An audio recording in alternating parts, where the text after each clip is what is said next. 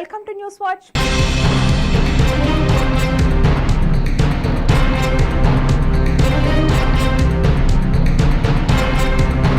December 1, 2024 ప్రసిద్ధి పుణ్యక్షేత్రం శ్రీ కొండగట్టు ఆంజనేయ స్వామిని ఆదివారం ఉదయం ప్రముఖ సినీ నటుడు శ్రీకాంత్, దర్శకులు చంద్రకాంత్, నిర్మాత విజయ్లు కొండగట్టు ఆంజనేయును దర్శించుకున్నారు.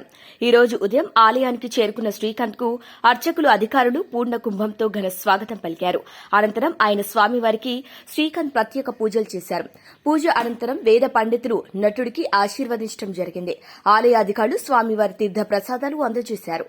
అంతకుముందు వేములవాడ రాజన్నను శ్రీకాంత్ వేకువజామునే దర్శించుకుని ప్రత్యేక పూజలు చేశారు.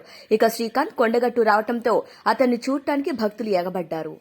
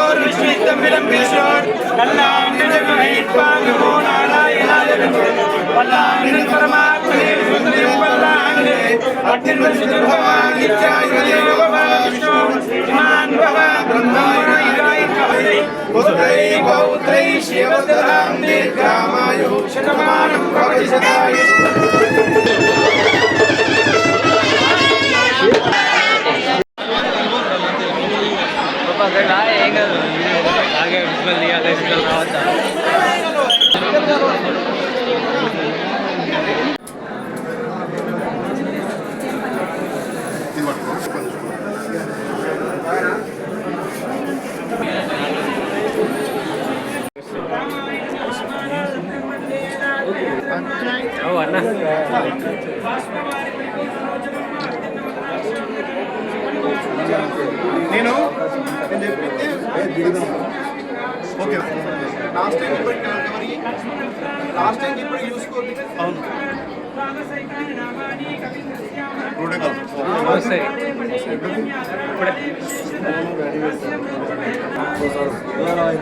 ఎక్కడికి పోయాని చెప్తాను.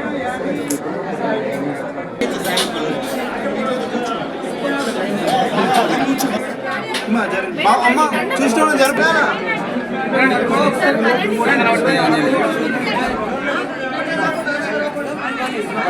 సార్, మీకు దయచేసి చూసిన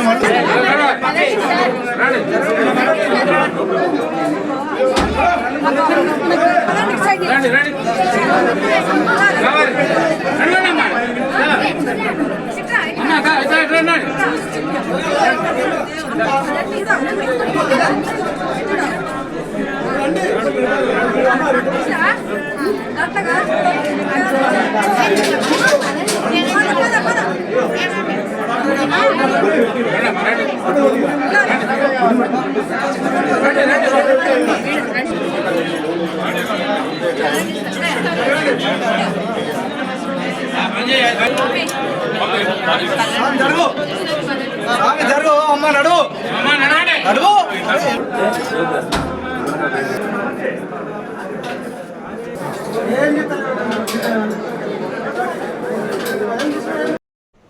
కొండగట్టుకి రావడం నేను థర్డ్ టైము. అంతకుముందు ఫ్యామిలీతో రావడం జరిగింది. కార్తీక మాసం లాస్ట్ రోజు ఇలా స్వామివారి అలాగే వేములవాడ, కొండగట్టు, అలాగే ధర్మపురి కూడా వెళ్ళిపోతున్నాను. ఆయన ఆశీస్సులు అందరికీ ఉండాలని మనస్ఫూర్తిగా కోరుకుంటున్నాను. ఆంజనేయ స్వామి ఆశీస్సులు ప్రతి ఒక్కరికి ఉండాలని, కొండగట్టు దేవుడు అందరూ ఆశీస్సులు ఇవ్వాలని మనస్ఫూర్తిగా కోరుకుంటున్నాను.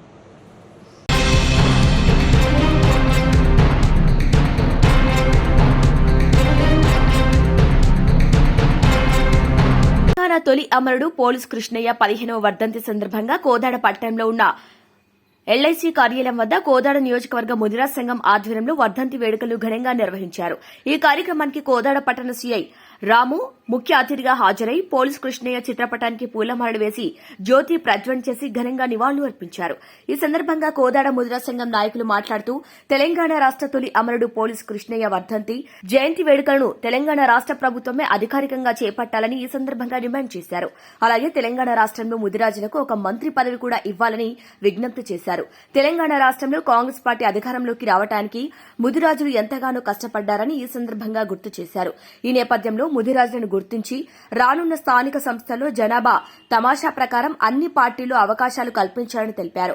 అలాగే పోలీస్ కృష్ణయ్య వర్ధంతి కానీ జయంతి కానీ వచ్చేలోపు కోదాడలో ఎల్ఐసి కార్యాలయం వద్ద పోలీస్ కృష్ణయ్య విగ్రహాన్ని ఏర్పాటు చేస్తున్నట్లు ఈ సందర్భంగా తెలిపారు.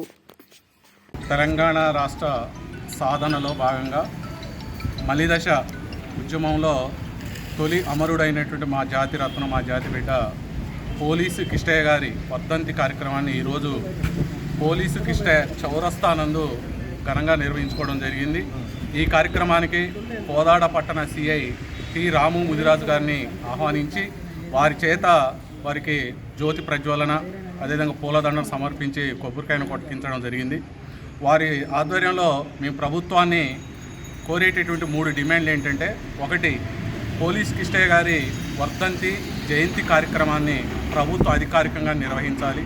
రెండవ అంశం ఏంటంటే, ఇప్పుడున్నటువంటి మొన్న కాంగ్రెస్ పార్టీ అధికారంలోకి రావడానికి కీలకంగా భూమిక నిర్వహించినటువంటి ముదిరాజ్ సామాజిక వర్గానికి మంత్రి పదవి ఇవ్వాలి. తర్వాత మూడో అంశం, రేపు జనవరిలో స్థానిక సంస్థల ఎన్నికలు జరగాల్సినటువంటి సమయం ఆసన్నమైంది. సో ఆ ఎన్నికలలో మా ముదిరాజ్ జనాభా దామాషా ప్రకారం వారికి రాజకీయంగా అన్ని పార్టీలను డిమాండ్ చేస్తూ ఉన్నాం. ఎందుకంటే మా ముదిరాజ్ సంఘంలో అన్ని పార్టీల వాళ్ళు ఉన్నారు. అన్ని పార్టీలు కూడా మా ముదిరాజ్ జనాభా దామాషా ప్రకారం పదవులు ఇవ్వాలని. చివరిగా ఈ పోలీస్ కిష్టయ్య చౌరస్తాలో మీకు ఈ మీడియా సమక్షంలో మీకు చెప్తా ఉన్నాం, వచ్చే వర్ధంతి కానీ జయంతి కార్యక్రమం కల్లా పోలీసు కిష్టయ్య విగ్రహ ఆవిష్కరణ చేస్తూ ఉన్నాం. దానికి వారి భార్యని, వారి కూతుర్ని, అదేవిధంగా రాష్ట్ర స్థాయిలో ఉన్నటువంటి ముదిరాజ్ సంఘం, అన్ని పార్టీలు ఉన్నటువంటి ముదిరాజ్ సంఘ నాయకులను ఆహ్వానించి కోదాడలో చాలా ఘనంగా నిర్వహించాలని చెప్పేసి మా కోదాడ నియోజకవర్గ ముదిరాజ్ సంఘం నిర్ణయించడం జరిగింది. శ్రీనివాసు, కోదాడ నియోజకవర్గం ముదిరాజ్ సంఘం కన్వీనర్. ఈ యొక్క 15వ వర్ధంతి పోలీస్ కృష్ణయ్య గారి యొక్క వర్ధంతి కార్యక్రమాన్ని ఈ యొక్క కోదాడ నియోజకవర్గంలో నిర్ణయించడానికి అంశాలు ఏమిటంటే, ప్రధానంగా ఆనాడు ఉమ్మడి ఆంధ్రప్రదేశ్లో నిధులు నియామకాలు అనేటటువంటి తెలంగాణ రాష్ట్రంలో ఉన్నటువంటి ప్రతి పౌరుడు నష్టపోతుండనేటటువంటి విషయాన్ని గ్రహించినటువంటి కేసీఆర్ గారు ఆ రోజు ఆమరణ నిరాహార దీక్షకు పూనుకున్నటువంటి సందర్భంలో పోలీస్ కృష్ణయ్య గారు ఆ యొక్క శిబిరాన్ని కూల్చిన తర్వాత సెల్ టవర్ ఎక్కి తెల్లవారుజామున 2 గంటలకి వారి యొక్క సర్వీస్ రివాల్వర్ తోటి పేల్చుకొని మరణించారు. ఆ తర్వాత శ్రీకాంతాచారి 3వ తారీఖు నాడు మరణించడం జరిగింది. ఆ తదుపరి 1200 మంది విద్యార్థులు ప్రాణత్యాగం చేసిన తర్వాత ఆనాటి యూపీఏ గవర్నమెంటు మన్మోహన్ సింగ్ గారి ప్రభుత్వంలో తెలంగాణ రాష్ట్రం ఆవిర్భవించడం జరిగింది. ఆ రోజు నుంచి ఈ రోజు వరకు ఏ అంశాల మీదనైతే ఏర్పడదో తెలంగాణ, ఆ అంశాలు ఈనాటి వరకు కూడా నెరవేరక సంపన్న వర్గాలు ఇబ్బందులు పడుతున్నటువంటి తరుణంలో అత్యధికమైనటువంటి జనాభా ఉన్నటువంటి ముదిరాజు సామాజిక వర్గానికి సంబంధించినటువంటి పోలీస్ కృష్ణయ్య గారి యొక్క వర్ధంతిని కనీసానికి పూలదండ వేసి వారి యొక్క వర్ధంతిని ప్రభుత్వం చేయని కారణంగా ఈరోజు తెలంగాణ రాష్ట్ర మన ముదిరాజు మహాసభ పిలుపు మేరకు కోదాడ నియోజకవర్గంలో వారి యొక్క కార్యక్రమాన్ని కొనసాగించడం జరుగుతుంది. మా యొక్క ప్రధానమైనటువంటి డిమాండు, అత్యధికమైనటువంటి జనాభా ఉన్నటువంటి ముదిరాజులకి ఒకే ఒక ఎమ్మెల్యే ఉన్నాడు. వారిని తక్షణమే మంత్రి పదవులు తీసుకొని వారిని క్యాబినెట్ మంత్రిగా చేయాలని, మరి అదేవిధంగా పోలీస్ కృష్ణయ్య గారి యొక్క వర్ధంతిని జయంతిని అధికారికంగా నిర్వర్తించాలని, రాబోయేటటువంటి స్థానిక సంస్థల్లో ముదిరాజు సామాజిక వర్గానికి కానివ్వండి, బీసీలకు కానీ సరైనటువంటి ప్రాధాన్యత ఇవ్వాలని, ఆ విధంగా ముందుకు పోని పక్షంలో ప్రభుత్వానికి చాలా తీవ్రమైనటువంటి పరిణామాలు కూడా ఎదురయ్యే అవకాశం ఉంటుంది. కాబట్టి ఆ విధంగా రేవంత్ రెడ్డి గారు ముందుకు పోవాల్సిందిగా కోరుకుంటూ, వచ్చే సంవత్సరం ఇదే ప్లేసులో మేము ఖచ్చితంగా పోలీస్ కృష్ణయ్య గారి యొక్క విగ్రహ ప్రతిష్ఠ చేసి అధికారికంగా ప్రభుత్వం చేసినా చేయకపోయినా వారి యొక్క కార్యక్రమాన్ని అందరి సమక్షంలో బలంగా చేసేందుకు మేము కోరుకుంటున్నాం.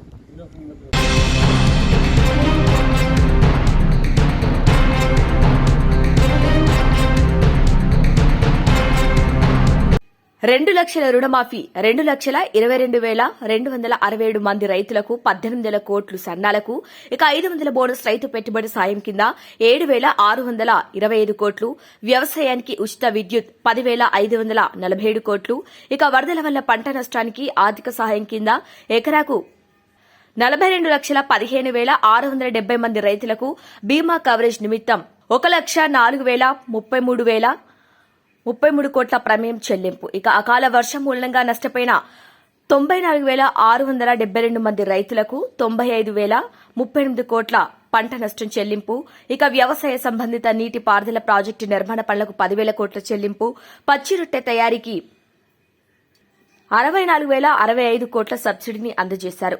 ఇక మార్క్ ఫెడ్ లేదా రేషన్ కార్డుల విషయంలో కొంత గందరగోళం ఉండడమో లేదా బ్యాంకులు వివరాలు అందించడంలో కొంత తాత్సారం చేయడమో రకరకాల కారణాల చేత 3,13,897 రైతు కుటుంబాలకు 2,747 కోట్ల 67 లక్షలు నిన్న వాళ్ళ ఖాతాలో వేయడం జరిగింది.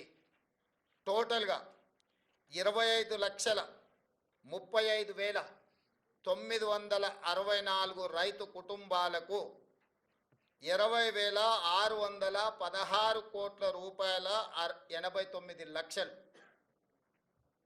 ఈరోజు రైతులకు రుణమాఫీ చేసిన చరిత్ర కాంగ్రెస్ పార్టీది. కాంగ్రెస్ ఇచ్చిన 2 లక్షల రూపాయల రుణమాఫీ గ్యారంటీది.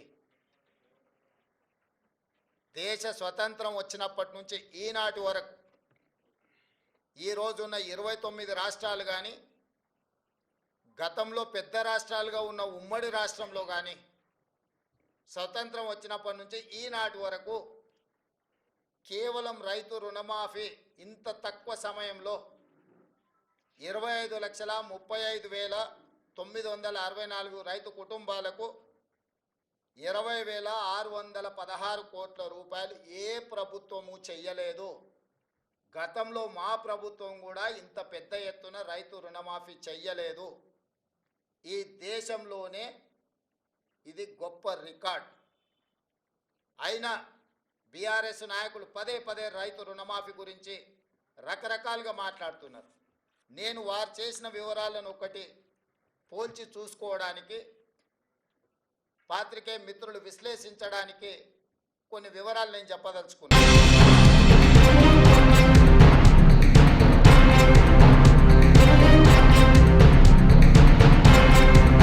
కన్నడ బుల్లితెర నటి శోభిత ఆత్మహత్య చేసుకున్నారు.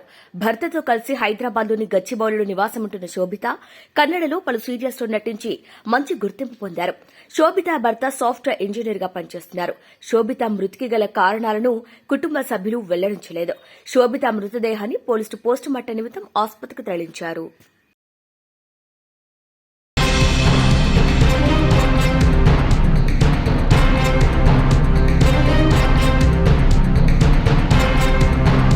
రుణమాఫీ జరిగిందంటూ కాంగ్రెస్ ప్రభుత్వం అబద్దాలు చెబుతుందని, ఇంకా సగం మంది కూడా కాలేదని నిజామాబాద్ జిల్లా బాల్కొండ ఎమ్మెల్యే ప్రశాంత్ రెడ్డి అన్నారు. జిల్లా పార్టీ జిల్లా కార్యాలయంలో ఏర్పాటు చేసిన మీడియా సమావేశంలో దేశంలో అత్యంత వేగంగా పతనమవుతున్న సీఎం రేవంత్ రెడ్డి అన్నారు. ఇచ్చిన హామీలను అమలు చేయకుండా కేసీఆర్పై అనవసరపు మాటలు మాట్లాడుతున్నారని మండిపడ్డారు. రాష్టంలో 60 లక్షల మంది రైతులకు 40,000 కోట్ల రుణమాఫీ చేస్తామని లెక్కలు చెప్పారని గుర్తు చేశారు. కానీ ఇప్పటి వరకు కేవలం 20 లక్షల మంది రైతులకు 20,000 కోట్లు మాత్రమే ఇచ్చారన్నారు. మహబూబ్ నగర్ లో నిర్వహించిన రైతు పండుగలో మరో 3 లక్షల మందికి 2,700 కోట్లు ఇచ్చామన్నారు. ఉమ్మడి జిల్లాలో ఇప్పటి వరకు 2.01 లక్షల మందికి రుణమాఫీ చేశారని, ఇంకా 1.70 మందికి చేయాల్సి ఉందన్నారు. దమ్ముంటే 100% రుణమాఫీ చేశామని నిరూపించాలని సవాల్ విసిరారు. కేసీఆర్ హయాంలో చేసిన రుణమాఫీలో కనీసం సగం కూడా చేయలేకపోయారన్నారు. ఇది చాలా అన్యాయం, మోసం, దగ. దీనికి డెఫినెట్గా రైతుల గోస రేవంత్ రెడ్డికి తలుగుతుంది. అందుకే మేము డిమాండ్ చేస్తూ ఉన్నాం, రైతు భరోసా కింద పాత బాకీల కింద మొదటి పంటకు ఎకరానికి 2,500, రెండో పంటకు 7,500 ప్రతి ఎకరానికి 10,000 రైతు భరోసా కింద ఇవ్వాలి. ముందు కూడా 15,000 రూపాయల రైతు భరోసా కొనసాగించాలి. దాంతోపాటు మీరిచ్చిన హామీ ప్రకారం అన్ని వడ్లకు 500 రూపాయల క్వింటాల్కు బోనస్ కూడా ఇవ్వాలని చెప్పి మేము డిమాండ్ చేస్తూ ఉన్నాం. ఇవాళ తుమ్మల నాగేశ్వరరావు అంటా ఉన్నాడు, మేము రైతు బంధు ఇస్తా అన్నాం, 2 లక్షల రుణమాఫీ అన్నాం, బోనస్ అన్నాం, ఇవన్నీ చాలా చెప్పినాం. కానీ ఏమవుతుందో అదే చేసే ఆలోచనలో ఉన్నాం, ముందుకు పోతామన్న మాట మాట్లాడిండు.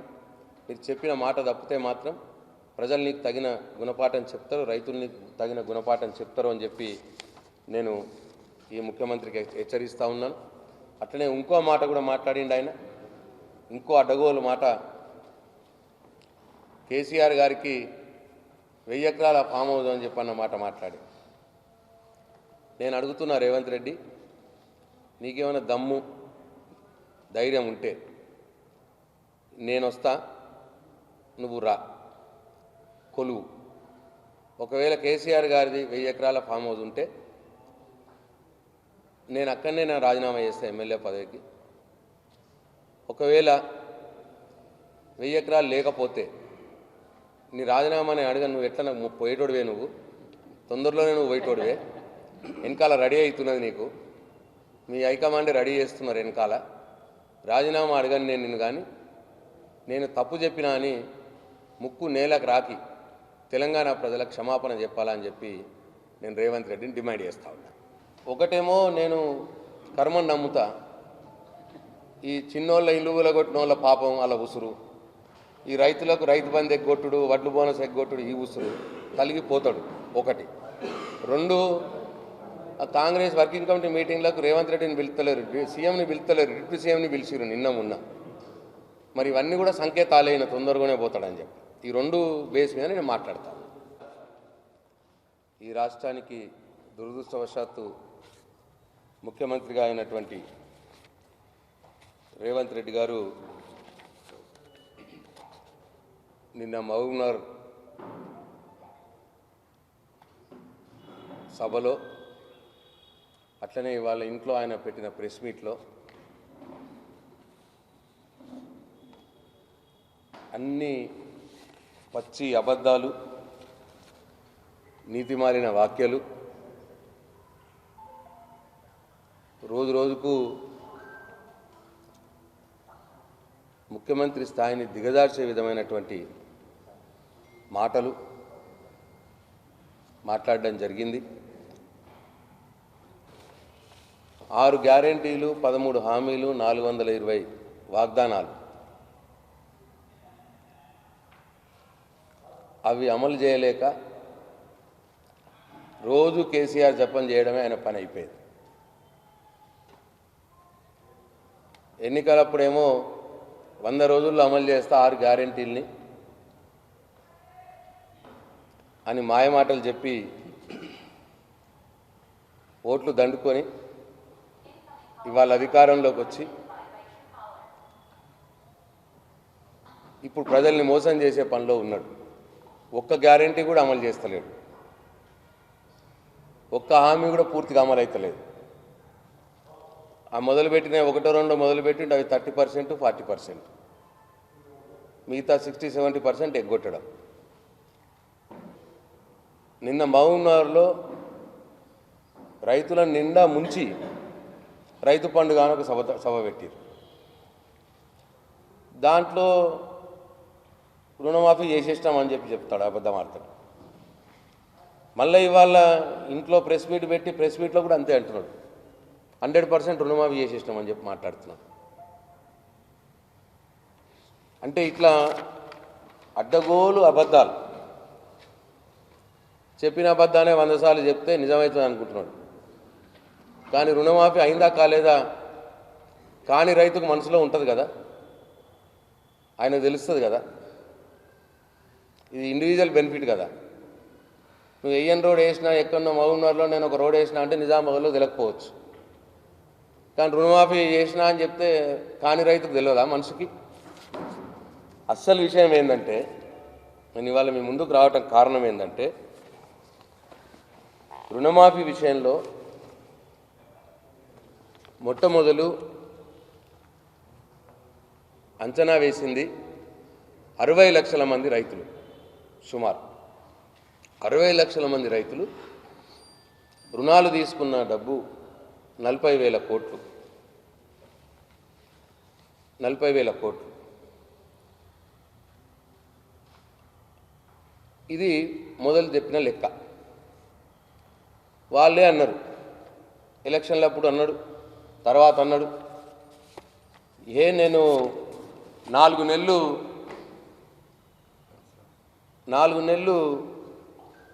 నేను మానుకుంటే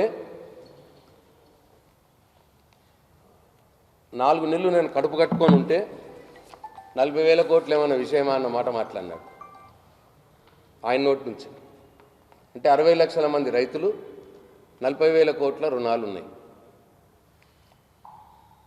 ఇప్పుడు ఆయన చేసింది ఎంత మొత్తం రాష్ట్రంలో? మొత్తం రాష్ట్రంలో ఆయన చేసింది 21 లక్షల మంది రైతులకు 20,000 కోట్ల రూపాయలు చేసింది. మొన్నటితో పాటు కలుపుకొని ఆయన చేసింది. ఇంతకుముందు 17,000 కోట్ల చిల్లర, ఇంతకుముందు 17 లక్షల ప్లస్ రైతులకు 17,000 కోట్ల చిల్లర చేసినాడు. నిన్న చేసింది ఆయన, నిన్న అంత పెద్ద పండుగ అని చెప్పుకున్నది ఎంతమందికి అంటే కేవలం అంటే 39 లక్షల మంది ఉన్నారు ఇప్పుడు చేసేటోళ్ళు. ఫస్ట్ చేసింది 21 లక్షల మంది చేసినాడు. 60 లక్షల మందిలో 21 లక్షల మంది చేసినాడు. ఇంకా 39 లక్షల మంది ఉండ్రి. ఆ 39 లక్షల మంది మొన్న చేసింది 3 లక్షల మందికి చేసినాడు. ఇప్పుడు 4వ విడతగా 39 లక్షల మంది రైతుల్లో 3 లక్షల మంది చేసే రైతు పండుగ అని చేసుకున్నాడు ఇవాళ మహబూబ్నగర్లో. అది చేసింది ఎంత?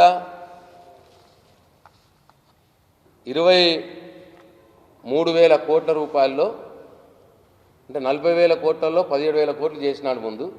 నిన్న 3,000 కోట్లు చేసినాడు. 2,700 కోట్లు చేసినాడు నిన్న. 3 లక్షల మంది రైతులకు 2,700 కోట్లు నిన్న వేసి మొత్తం రుణమాఫీ అయిపోయిందిగా అని చెప్పి రైతు పండుగ చేసుకున్నాడు బాగున్నారు. ఐ స్టాండ్ ఫర్ మై, నేను మొత్తం దీనికి నేను కట్టుబడి ఉన్నా. ఇప్పుడు నేను చెప్పేదానికి ఇంకా ఆయన 36 లక్షల మంది రైతులకు 20,000 కోట్ల రూపాయలు రుణమాఫీ చేసేది ఉన్నది రాష్ట్ర వ్యాప్తంగా. 20,000 కోట్ల రూపాయలు 36 లక్షల మంది రైతులకు. అంటే 60 లక్షల మంది రైతుల్లో ఈయన చేసింది 24 లక్షలు నిన్న దాంతో కలుపుకొని. ఇంకా 36 లక్షల మంది చేయాలి. 40,000 కోట్లలో ఈయన చేసింది 20,000 కోట్లు, ఇంకా 20,000 కోట్లు చేయాలి. అంటే 50% ఇంకా చేసేది ఉన్నది. 50% కంటే ఎక్కువనే ఇంకా చేసేది ఉంది. మొత్తం చేసేసినా అని చెప్పి అబద్ధం ఆడుతున్నాడు ఈ ముఖ్యమంత్రి.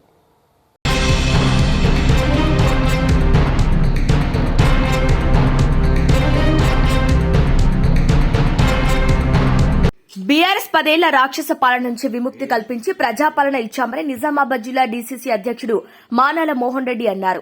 జిల్లా పార్టీ కార్యాలయంలో ఆయన విలేకరులతో మాట్లాడుతూ 10 ఏళ్లలో గత ప్రభుత్వం చెయ్యనిది ఏడాదిలో చేసి చూపించామన్నారు.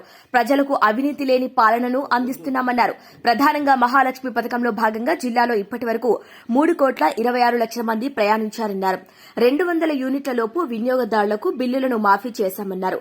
అలాగే నిజాం షుగర్ ఫ్యాక్టరీ పునరుద్దరణకు 200 కోట్ల అప్పు చెల్లించామని, కమిటీ నివేదిక వచ్చిన వెంటనే పునరుద్దరిస్తామన్నారు. ఏడాది గడిచినా జిల్లాలో పసుపు బోర్డు ఏర్పాటు కాలేదని, స్వయంగా ప్రధాని ప్రకటించి కూడా ఏర్పాటు చేయలేకపోవడం సిగ్గుచేటన్నారు. రాష్ట్రంలో నిరుద్యోగ రేటు పెరగటానికి బీజేపీ, బీఆర్ఎస్లే కారణమన్నారు. రైతు బీమాపై ప్రతిపక్షాలు లేనిపోని అపోహలు సృష్టిస్తున్నాయని చెప్పారు. తొందరలోనే రైతు బీమా పూర్తి స్థాయిలో చెల్లిస్తామన్నారు. హైదరాబాద్ మహానగర అభివృద్ధి కోసం 1,00,000 కోట్ల పనులు మొదలుపెట్టింది. మెట్రో 2వ దశ, రీజనల్ రింగ్ రోడ్డు, ఎలివేటెడ్ కారిడార్లు, జంక్షన్ అభివృద్ధి, ఉస్మానియా కొత్త ఆసుపత్రి, మూసీ పునర్జీవం, జంటనగరాల ఎల్లంపల్లి నుంచి మరో 20 టీమ్స్ గోదావరి నీటిని తరలింపు, స్కిల్ యూనివర్సిటీ ఫ్యూచర్ శిక్షణ పనులకు మొదలుపెట్టింది. తొలి ఏడాది ప్రజాపాలనలో విజయోత్సవాల భాగంగా హైదరాబాదే కావు మిగతా పట్టణాలు కూడా అభివృద్ధి చెందాలనే ఉద్దేశంతో రాష్ట్ర ముఖ్యమంత్రి గారు రెండవ పెద్ద నగరంగా గుర్తించి వరంగల్ నగరానికి 5,000 కోట్ల పైసలకు అభివృద్ధి పథకాల కోసం పనులను మంజూరు చేసి దాని అభివృద్ధి కోసం ముందుకు తీసుకెళ్తున్న పరిస్థితి. ఇది ఒక పక్క ఇటు జరుగుతుంటే జిల్లాలో ముఖ్యంగా ఈ జిల్లాలో ఇక్కడ ఉన్నటువంటి ప్రతిపక్ష నాయకులు రోజు ఉదయం లేచి నుండి తప్పుడు ఆరోపణలు తప్పుడు మాటలతో ప్రజలను పక్కదోవ పట్టించే ప్రయత్నం చేస్తున్నా మహాలక్ష్మి పథకం ద్వారా ముఖ్యంగా మన జిల్లాకు సంబంధించినంత వరకు మహాలక్ష్మి పథకం ద్వారా ప్రభుత్వం ఏర్పడిన తొలి 48 గంటల్లోనే మహాలక్ష్మి పథకం కింద మహిళలకు, ట్రాన్స్జెండర్లకు, విద్యార్థులకు, బాలికలకు ఆర్డినరీ ఎక్స్ప్రెస్ ఆర్టీసీ బస్సుల్లో ఉచిత ప్రయాణ సౌకర్యం కల్పించి ఇప్పటి వరకు 3,26,00,000 మంది మహిళలకు ఉచిత సౌకర్యాన్ని వినియోగించుకున్నారు. తద్వారా మహిళలకు 129 కోట్ల రూపాయలు లభిస్తుంది. జిల్లాలో ప్రతిరోజు సగటున 93,000 మంది జిల్లాలలో మహిళలు ప్రయాణికులు ఉచిత ప్రయాణాన్ని సౌకర్యాన్ని వినియోగించుకుంటున్నారు. 500 వంట గ్యాస్ సిలిండర్ ఇచ్చిన హామీ మేరకు 500 రూపాయలకే వంట గ్యాస్ సిలిండర్ను సరఫరా చేస్తున్నాం. ఈ పథకం ద్వారా జిల్లాలో 2.20 లక్షల పైసలు కుటుంబాలకు 20.50 కోట్ల రూపాయల లబ్ధి చేకూరడం జరిగింది. గృహజ్యోతి పథకం కింద 200 యూనిట్ల కింద తక్కువ విద్యుత్ వినియోగిస్తున్న గృహాలకు ప్రభుత్వం ఉచిత విద్యుత్తును అందిస్తుంది. ఈ పథకం కింద ప్రతి నెల జిల్లాలో సగటున 2.47 లక్షల కుటుంబాలకు జీరో బిల్ అమలవుతుంది. తద్వారా ఒక్క నిజామాబాద్ జిల్లాలోనే ఈ పథకం అమలుకు వచ్చిన నాటి నుండి ఇప్పటి వరకు గృహ వినియోగదారులకు 86,49 లక్షల మేరకు లబ్ధి చేకూరిందంటే ఇది కాంగ్రెస్ విజయం కాదా అని సందర్భంగా నేను ప్రతిపక్షాలను ప్రశ్నిస్తున్నాను. దీనికి సంబంధించిన ప్రభుత్వం సబ్సిడీ రూపేణా ఇప్పటికే 75,85 లక్షల రూపాయలను ట్రాన్స్కోకు చెల్లించడం జరిగింది. పంట రుణాల విషయంలో 2 లక్షల రూపాయల లోపు రుణాలు మాఫీ చేస్తామని చెప్పినటువంటి ప్రభుత్వం ఆగస్టు 15వ తారీఖున ప్రారంభించి నేటి వరకు 4 విడతలుగా ఈ జిల్లాలో 1,612 మంది రైతులకు 782 కోట్ల 30 లక్షల రూపాయలని నిన్నటి వరకు ఈ జిల్లాలో రుణమాఫీ రూపాన చెల్లించినటువంటి పరిస్థితిని ఈ ప్రతిపక్షాలు కనిపించకపోవడం ఏదైతుందో వాళ్ళ గుడ్డితనానికి, వాళ్ళ అజ్ఞానానికి, వాళ్ళ అపరిపక్వతకి నిదర్శనంగా కాంగ్రెస్ పార్టీ ఈ విధంగా ఈ రాష్ట్రంలో ఈ జిల్లాలో అభివృద్ధి పాలన ఒకవైపు, సంక్షేమ పథకాలు ఒకవైపు నడిపిస్తూ ముందుకెళ్తున్న సందర్భంలో ఈరోజు మీతో కలిసి పత్రికా సమావేశం ఏర్పాటు చేసి మీతో కలిసి ఇవన్నిటిని కూడా ప్రజలకు చేరవేయాలనే ఉద్దేశంతో ఈరోజు చెప్తున్నాం. ఇవే కాదు, రాబోయే కాలంలో ఈ జిల్లాలో ఇంకో ప్రధానమైన ఇచ్చినటువంటి హామీ నిజాం షుగర్ పునరుద్ధరణ కోసము ఏదైతే ప్రభుత్వం రాకముందు కాంగ్రెస్ పార్టీ ఇచ్చిన హామీ ఉందో దానికోసం సుమారు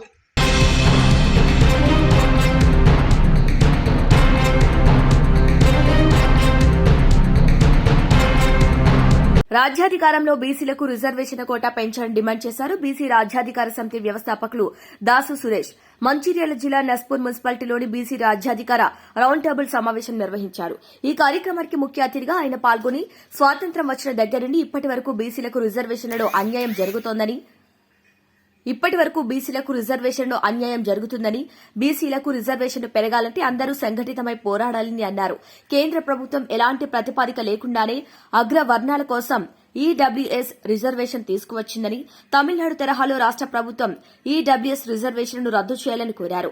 కులగణన ఆధారంగా బీసీలకు రిజర్వేషన్ కోటా పెంచాలని డిమాండ్ చేశారు. మీడియా మిత్రులకు నమస్కారం. బీసీ రాజ్యాధికార సమితి బీసీల నాయకత్వాన్ని క్షేత్రస్థాయిలో బలోపేతం చేసేటువంటి కార్యక్రమంలో అన్ని జిల్లాలలో పర్యటిస్తుంది.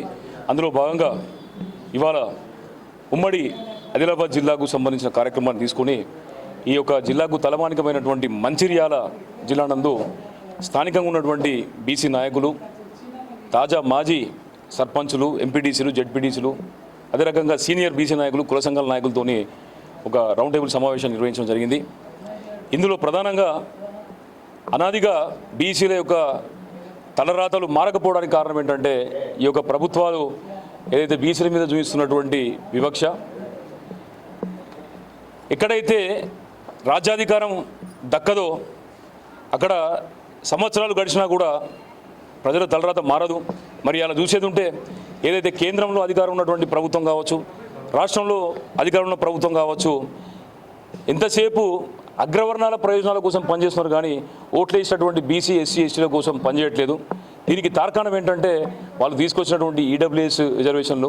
మరి అటు కేంద్రం ఎటువంటి ప్రాతిపదిక లేకుండా ఈడబ్ల్యూఎస్ రిజర్వేషన్ తీసుకొచ్చింది, రాష్ట్ర ప్రభుత్వం కూడా కనీసానికి ఆలోచించకుండా దాన్ని అమలు చేస్తూ ఉంది. మరి తమిళనాడు తరహా లోపల రాష్ట్రంలో ఈడబ్ల్యూఎస్ రిజర్వేషన్లు అమలును ఆపే అవకాశం ప్రభుత్వానికి ఉన్నది. మరి నిజంగానే కనుక ప్రజాప్రభుత్వం అయ్యేది ఉంటే రిజర్వేషన్ను ఆపేటటువంటి ప్రయత్నం మనం చేయాలి కదా.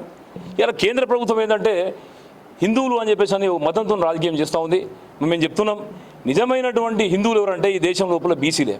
ఎందుకంటే అగ్రవర్ణాలు మత మార్పులకు పాల్పడ్డారు, కింది వర్గాలు కూడా కొన్ని మత మార్పులకు పాల్పడ్డాయి. ఎంత ఇబ్బంది ఎదురైనా కూడా హిందూ మతాన్ని అంటిపెట్టుకుని ఉన్నటువంటి వాళ్ళు బీసీలు. మరి అటువంటి బీసీలకు అన్యాయం చేయడానికి బీజేపీకి మనసు ఎట్లా వస్తుంది? ఇప్పుడు మహిళా రిజర్వేషన్ తీసుకొని వచ్చేసి ఎస్సీ ఎస్టీ మహిళలకు సబ్ కోటా ఇస్తారు, కానీ బీసీ మహిళలకు సబ్ కోటా ఇవ్వడం ఈ యొక్క కేంద్ర ప్రభుత్వానికి తెలియదా? మరి దేశ గణన జరగబోతోంది. ఇన్ని సంవత్సరాల నుంచి బీసీలకు చట్టసభలో రిజర్వేషన్ ఇవ్వాలంటే సుప్రీంకోర్టు ఏమంటుంది? సాంకేతికమైనటువంటి సమాచారం లేదు, గణన లేదని చెప్పేసి అంటుంది. మరి అలా దేశ గణన జరగబోతుంది కదా. దేశ గణన తర్వాత డీలిమిటేషన్ కావచ్చు, అదేవిధంగా ఏంటంటే ఇప్పుడు స్థానిక సంస్థలలో అదే మహిళా రిజర్వేషన్ కావచ్చు, దాంతోపాటు ఏంటంటే ఇప్పుడు జమిలీ ఎలక్షన్స్ కూడా పెట్టడానికి కేంద్ర ప్రభుత్వం సిద్ధంగా ఉన్నది. మరి ఇటువంటి తరుణంలో బీసీల యొక్క గణన కనుక చేసేది ఉంటే వారికి కూడా అవకాశాలు వచ్చే అవకాశం ఉంది కదా. మరి